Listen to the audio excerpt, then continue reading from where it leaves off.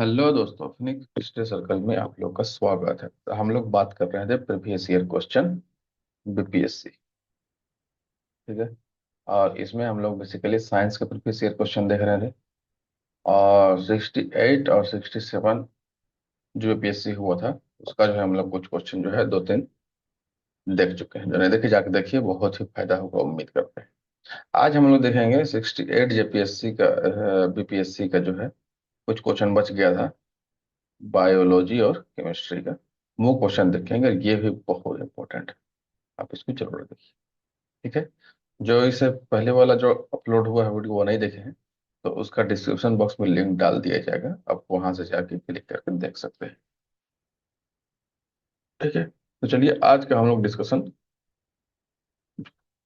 शुरू करते हैं।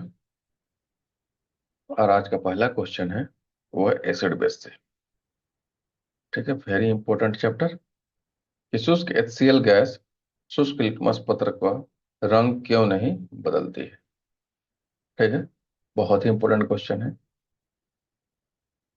और वो क्यों नहीं बदलता है तो इसके बारे में एक जो है कॉन्सेप्ट ये है कि वो कहा जाता है कि एसिड वह केमिकल होता है, ये वह सब्सटेंस होता है जो H+ आयन देता है। लेकिन आपको बताए हैं कि H+ आयन का अकेले में कोई अस्तित्व नहीं होता है, बल्कि ये जो है H3O+ आयन के रूप में जो है ये मौजूद होता है। H3 आयन किसे बनेगा तो H जो है वो H2O के साथ रिएक्ट करेगा और H3 आयन देगा। इसका कुछ अस्तित्व है, अकेले में ये अस्तित्व बना करके रखता है। तो बेसिकली H+ आयन कहने का मतलब है कि H3O+ आयन जो है उसके देने के कारण जो है शुष्क लिटमस पेपर का जो है, जो भी लिटमस पेपर है उसका जो है कलर चेंज होता है। ठीक है। इसमें एक वीडियो है कि कैसे जो है अम्ल या क्षार जो है वह जल के साथ प्रतिक्रिया या विक्रिया करते हैं। एक वीडियो, उसका लिंक जो डिस्क्रिप्शन बॉक्स में डाल दिया जाएगा, आप जरूर देखिए, उसको पूरा डिटेल से एकदम समझाया हुआ है। ठीक है। तो इसीलिए HCl जो है उसमें जो है इसका एक्वस फॉर्म, एक्वस कहते हैं इसमें पानी मिला हुआ है, वैसा जो है इसका HCl का है, हाइड्रोक्लोरिक एसिड का जो है ऐसा तो हमको लेना होगा जिसमें जो है पानी मिला है, तभी जो है ये जो है लिटमस पेपर का जो है क्या होगा, रंग बदलेगा। इसका आंसर हो जाएगा, अयोग्य मान है इसका बी, कि कोई H3O आयन मौजूद नहीं होंगे, लिटमस केवल H3O+ आयन की उपस्थिति में रंग बदलता है। देखिए यहाँ पर ये दिया हुआ, तो ये असल में समझाना था कि ये H3O आयन प्लस जो है ये कहाँ से आता है। तो उम्मीद करते हैं कि आपको समझ में आया होगा, और नहीं तो फिर उसका डिस्क्रिप्शन बॉक्स में लिंक डाल दिया गया है, आप जाकर उसको डिटेल से। चलिए नेक्स्ट क्वेश्चन यहाँ पर देखिए, 96 नंबर। किसमें परिवर्तन के कारण रंध्र खुलते या बंद होते हैं। ठीक है। अब देखिए ये रंध्र जो लिखा है असल में ये है स्टोमेटा का बात कर रहा था। स्टोमेटा ओपन और close due to change in the which of the following. ठीक है। तो ये रंध्र मतलब है स्टोमेटा, और स्टोमेटा कहाँ होता है, वो लीफ में होता है, पत्तियों में होता है। तो स्टोमेटा का खुलने और बंद होने का मतलब है कि उस पत्ती में जो है ट्रांसपिरेशन, मतलब जो है सांस भी ले रहा है और उसकी वजह से लॉस ऑफ वाटर भी हो रहा है। ठीक है, जिसको वाष्पोत्सर्जन कहते हैं। क्या कहते हैं, वाष्पोत्सर्जन। तो ये क्यों होगा, क्योंकि इसमें जो है कोशिकाओं में पानी की मात्रा जो है वो परिवर्तन होता है, उसके कारण जो है इसका रंध्र खुलता है या बंद होता है। तो 96 का बी आंसर हो जाएगा। चलिए यहीं पर ये 97 में देख लीजिए, इसी संबंधित है। और यह जो है आपका जो है जैव प्रक्रियाएं जो चैप्टर है 10th क्लास में, वहां से है ये संबंधित है। ठीक है, फोटोसिंथेसिस वाले चैप्टर से। न्यूट्रिशन जिसको पोषण है, तो पोषण में पहले पादप का पोषण है, उसके बाद फिर जंतुओं का पोषण है, उसमें ये फोटोसिंथेसिस प्रक्रिया है, प्रकाश संश्लेषण, वहां से ये। दूसरा क्वेश्चन भी सेम चैप्टर से है। देखिए क्लोरोफिल सूर्य के प्रकाश के खाली स्थान तरंगदैर्घ्य को अवशोषित करता है। तो यह जो है लाल और नीला रंग का जो उसका तरंगदैर्घ्य है, उस वाला जो है प्रकाश को क्या करता है, अवशोषित करता है। ये भी वही सम्मान है, वही सेम चैप्टर से। और ये तो बताया था आपको, ये एसिड बेस माने अम्ल और क्षार वाला चैप्टर से। 10th क्लास का आंसर चैप्टर नंबर 2। चलिए नेक्स्ट क्वेश्चन हम लोग आइए यहाँ पर देखते हैं। देखिए विषम का पता लगाइए। अब यहाँ पर विषम खोजना है। तो पहला है सीमेंट की सेटिंग, कोयला का जलना, फल का पकना। अच्छा, यहाँ पर आप देखेंगे तो ये सब जो है क्या है, ये सब केमिकल चेंज है। फिजिकल चेंज और केमिकल चेंज। ठीक है। तो केमिकल चेंज और physical change basically states of matter संबंध रखता है, और केमिकल चेंज जो है उसका कंपोजिशन से संबंध रखता है। ठीक है, मैंने उसका संगठन में बदलाव आएगा तो उसको क्या कहेंगे, उसको केमिकल चेंज या रासायनिक परिवर्तन कहेंगे। तो ये सभी जो है क्या है, यहाँ पर केमिकल चेंज का बात कर रहा है। इसीलिए इसका जो है आंसर क्या हो जाएगा, उपयुक्त में से कोई नहीं, इसको जो है अयोग्य आंसर माना है। इसका ई आंसर हो जाएगा। ठीक है, जो केमिकल चेंज और फिजिकल चेंज वाला चैप्टर नहीं देखें, ये अब कहाँ से है, तो यह जो है आपका 9th क्लास का एनसीईआरटी जो है, ये वहां से है। और मेरे ख्याल से ये जो एटम्स एंड मॉलिक्यूल्स वाला जो चैप्टर है, वहां से ये आपको मिल जाएगा। ठीक है। चलिए, तो नेक्स्ट हम लोग चलिए बात करते हैं फिजिकल एंड केमिकल चेंज। ठीक है।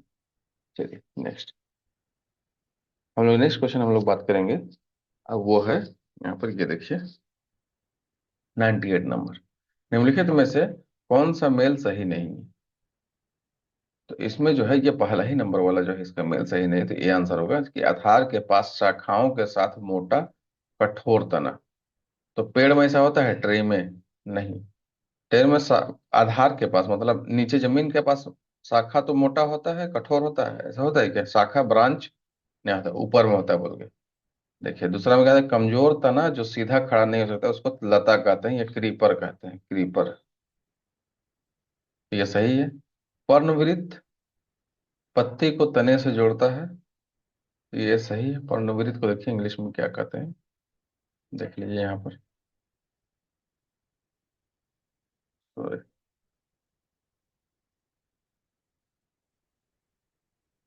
अब पेटियोल कहता है, अटैचेस लेफ्ट टू स्टेम। ठीक है, तो ये क्या है, ये भी सही है। ठीक है, लेकिन इसमें गलत का बोला है, तो पहला ही इसका जो है गलत है, तो इसका ये आंसर हो जाएगा। ठीक है। चलिए नेक्स्ट हम लोग देखते हैं, और वो है हमारा नेक्स्ट क्वेश्चन में हम लोग देखते हैं 99 नंबर। सक्शन पुल के कारण पेड़ों में पानी बहुत ऊंचाई तक पहुंच जाता है, जिसका कारण क्या है। ठीक है। चलिए, तो ये बहुत ऊंचाई तक पहुंच जाता है, इसका कारण क्या है, तो इसका कारण जो है वो क्या है, वाष्पोत्सर्जन के कारण यह होता है। ठीक है, वाष्पीकरण होगा, अब पानी का कमी आएगा, उसके कारण जो है पेड़ के जड़ से जो है पानी जो है मिट्टी से उसको ऑब्जर्व करके जो है ऊपर तक पहुंचेगा। ये सक्शन पुल के कारण।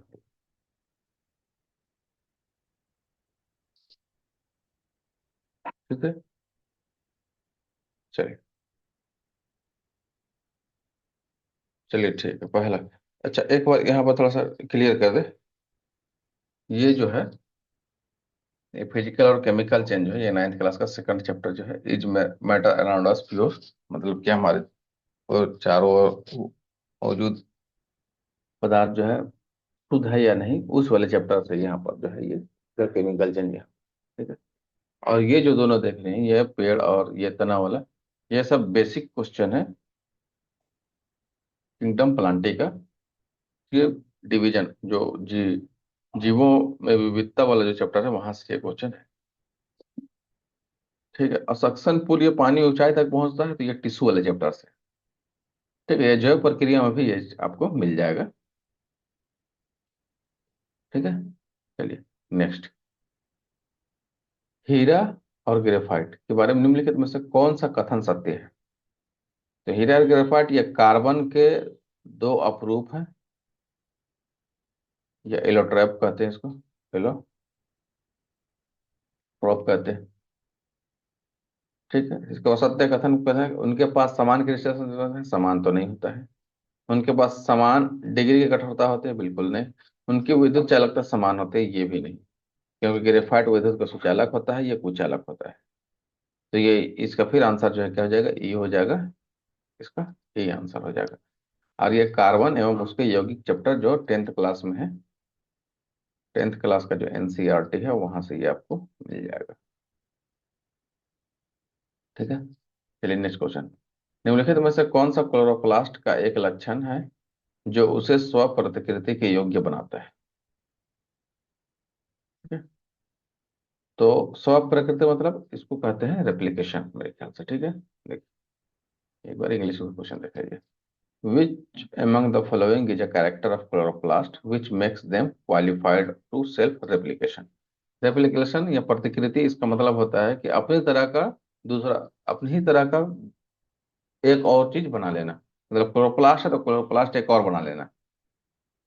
ठीक है। तो वो कौन चीज इसको करता है, इसको योग्य बनाता है? तो वो बनाता है डीएनए और आरएनए का उपस्थिति। क्योंकि क्लोरोप्लास्ट एक ऐसा, तीन आपको बताए थे जब हम लोग कोशिका पढ़ रहे थे। तो माइटोकॉन्ड्रिया, क्लोरोप्लास्ट और न्यूक्लियस, ये तीन ऐसा सेल ऑर्गेनेल, ये कोशिकांग है जहाँ पर डीएनए जो है मौजूद होता है और आरएनए भी मौजूद होता है। ठीक है। चलिए जो नहीं देखा करिए तो कोशिका वाला चैप्टर आप जाके देख सकते हैं, उसका लिंक जो डिस्क्रिप्शन बॉक्स में डाल दिया जाएगा। बहुत आसान भाषा में आपको समझाया गया है। नेक्स्ट यहाँ पर देखिए क्वेश्चन है, 20 सेंटीमीटर फोकस दूरी के एक उत्तल लेंस की सतह पर सफेद घोड़े का प्रतिबिंब बनाने के लिए बड़ी संख्या में काले रंग की पतली पट्टियां बनाई जाती, वह प्रतिबिंब कैसा होगा? तो अब देखिए, ये लेंस है, उत्तल लेंस, और इस लेंस की सतह पर जो है सफेद घोड़े का प्रतिबिंब बनाने के लिए बड़ी संख्या में यहाँ पर काली पट्टी, यहाँ पर काला पट्टी, ऐसे मतलब ये जो लाइन दे रहे हैं ये काला कलर है मान के चलिए। ठीक है। ये ऐसे काला कलर बनाएगी है ताकि इसमें सफेद घोड़ा का जो क्या है वो प्रतिबिंब बन जाए। तो यहाँ पर सफेद घोड़ा का प्रतिबिंब कैसा बनेगा? कम चमक वाला काला घोड़ा का जो है, एक घोड़ा का जो है क्या बन जाएगा यहाँ पर प्रतिबिंब बन जाएगा। चलिए नेक्स्ट आइए। ध्वनि की तीक्ष्णता किसके द्वारा निर्धारित होती है? तीक्ष्णता कहते हैं श्रिलनेस को। इंग्लिश में भी क्वेश्चन देखने के लिए। और श्रिलनेस जो है डिपेंड करता है वो किसमें? फ्रीक्वेंसी, मतलब आवृत्ति पर डिपेंड करता है, ध्वनि की आवृत्ति पर। और आवृत्ति जो है इन्वर्सली प्रोपोर्शनल, ठीक उल्टा होता है किसका? तरंग दैर्ध्य का। मतलब तरंग दैर्ध्य जो है अगर ज्यादा होगा तो आवृत्ति क्या हो जाएगा? कम हो जाएगा। और अगर अगर अगर आवृत्ति ज्यादा है तो तरंग दैर्ध्य कम। ये दोनों को उल्टा रिलेशन।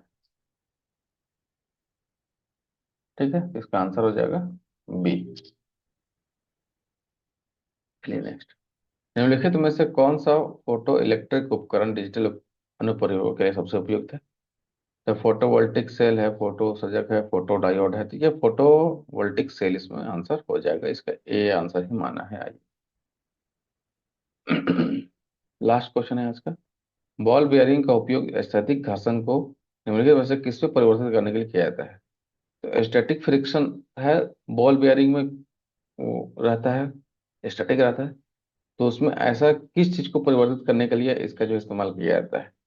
तो इसको किया जाता है रोलिंग फ्रिक्शन को या रोलिंग घर्षण को। इसका क्या हो जाएगा? इसका सी आंसर हो जाएगा। ठीक है। तो ये आज हम लोग यहीं तक रखते हैं। एक चीज आपको ध्यान देना है बीपीएससी में, जो लास्ट में आपको बता रहे हैं, और वो ये है कि बीपीएससी जब भी साइंस में किसी भी चैप्टर से क्वेश्चन उठा रहा कहीं से भी, तो उस सेक्शन से 3 से 4 क्वेश्चन लगातार वहां से जो है पूछ देता है 10 में से। ठीक है।